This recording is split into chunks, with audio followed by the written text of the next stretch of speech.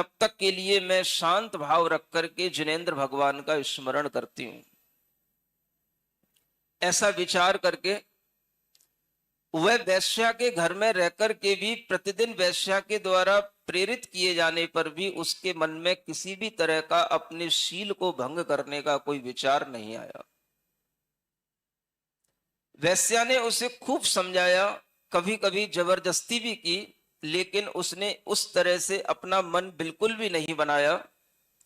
और जब वेश्या ने देखा कि ये लड़की मेरे किसी काम की नहीं है, इससे मुझे कोई धन की आमद नहीं हो रही है, ये पर पुरुषों को अपनी ओर मोहित करने में सक्षम नहीं है, तो उसने सोचा इसे अब यहां से निकाल देना चाहिए।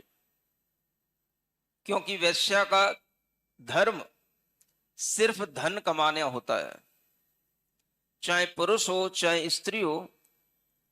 जब तक वेश्या को वह धन की आमद दिखाई देती है, धन आता हुआ दिखाई देता है, वह पुरुष को भी अच्छा मान करके अपने पास बुलाती है और स्त्री को भी बुलाती है। ये वेश्याओं का प्रमुख धर्म होता है। जब उसने देखा कि यह कन्या किसी काम की नहीं है, तो उसने सोचा कि इसे एक राजा के पास पहुंचा देते हैं, और राजा ऐसी कन्या को देख करके हमारे ऊपर भी प्रसन्न होगा, तो हमें कुछ धन संपदा भी मिलेगी। इसके यहां रहने से तो मुझे कोई लाभ हो नहीं रहा।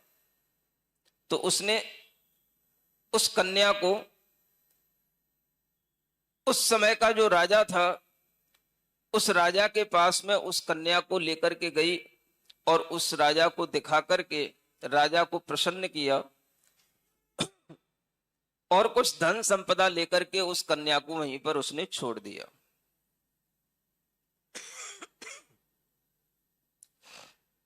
राजा उस कन्या के रूप को देख करके बहुत मोहित हुआ और उसने सोचा कि कई जन्मों में कमाए हुए धर्म के पुण्य से ऐसी संपदा प्राप्त होती है।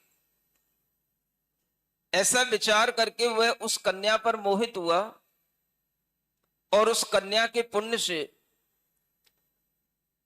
उस समय पर जिस वन देवी ने उसकी पहले रक्षा की थी, वही वन देवी उस राजा के चंगुल से उसको निकाल करके वहां से उसको अलग स्थान पर ले गई। और उस वन देवी ने राजा के हाथों से उस अनंतमती को बचा लिया।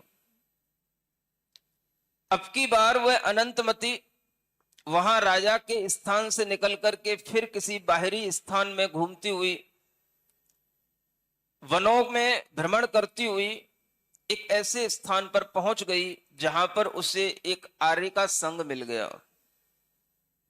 और वहां जाकर के उसने अपने मन की व्यथा, अपनी सारी कहानी उनको सुनाई।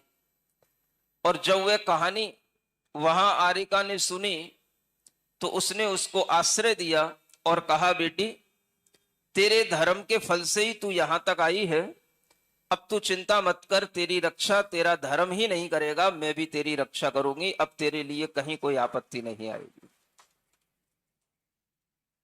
ऐसा विचार करके वह अनंतमती इतने स्थानों पर भटकते भटकते वह उस आरिका की शरण को प्राप्त हुई। भ्रमण करते करते वह आरिका हस्तिनापुर में पहुंची। संयोग की बात, उसका मामा, किसका? अनंतमती का मामा हस्तिनापुर में रहता था और उसके माता पिता भी घूमते घूमते चंपापुर से दुखी होकर के एक बार हस्तिनापुर पहुंचे और वहीं पर आरिका संग रुका हुआ था। किसी घर में वह आहार करने के लिए गई होगी, तो वहां पर अनंतमती ने कुछ रंगोली से कुछ डिजाइन बनाई होगी और उस रंगोली की डिजाइन को देख करके उसके माता पिता ने विचार किया कि ऐसी सुंदर रचनाएं, आकृति तो केवल मेरी बेटी ही कर पाती थी और कोई नहीं। तो उसने पूछा कि यहां कौन ये रंगोली बनाने आया? तो वहां पता पड़ा कि एक आरिका संघ में एक कन्या है जिसने ये रंगोली बनाई। उसके माता पिता आरिका संग में गए और उस कन्या को देखा, और देखा तो वह मेरी बेटी अनंतमती है, ऐसा जानकर के बड़े हर्षाश्रु के साथ में उसको अपने पास में बिठा लिया। अब उसको समझाया, बेटी बड़े दिनों के बाद में, तेरा वियोग होने के बाद में तू मुझे प्राप्त हुई है, अब घर पर चल, तेरा विवाह कराऊंगा, तुझे बहुत अच्छे ढंग से रखूंगा। तो वह अनंतमती ने कहा कि पिताजी, मैंने अपने कर्मों का फल भोगते भोगते यह सीख लिया है कि संसार में कोई भी किसी के लिए रक्षक नहीं होता, सिर्फ अपना धर्म ही अपना रक्षक होता है, जिसने मेरी रक्षा की। अगर आप हमारे रक्षक होते तो इतने दिनों में कई बार मिल चुके होते, और आपको क्या पता कि मैं कितनी विडंबनाओं में, कितने संकटों में, कितनी जगह में फंसी, लेकिन वहां कोई नहीं पहुंचा, सिर्फ मेरे धर्म ने, मेरे शील ने मेरी रक्षा की।